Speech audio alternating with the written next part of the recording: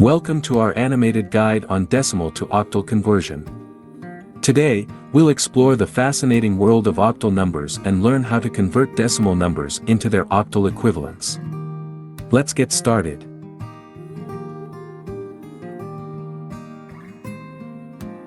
Start with a decimal number. Let's take an example, say 85. Divide the decimal number by 8 and note the remainder.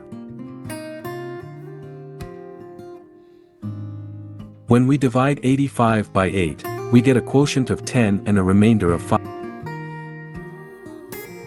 Repeat the division process with the quotient from the previous step.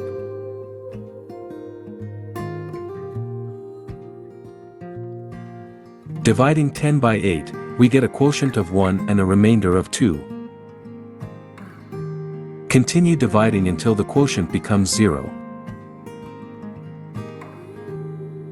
Continuing the process, when we divide 1 by 8, we get a quotient of 0 and a remainder of 1. Reversing the order of the remainders to get the octal equivalent.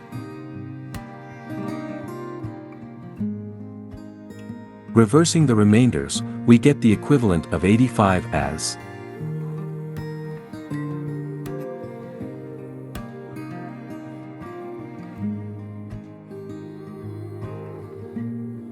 And there you have it.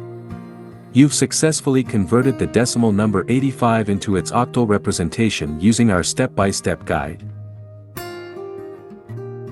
We hope you enjoyed this animated guide on decimal to octal conversion. Remember, practicing and understanding this process will make octal conversion a breeze. If you have any questions or want to explore more topics, feel free to leave a comment below. Don't forget to like, share, and subscribe for more educational videos. Until next time, happy converting!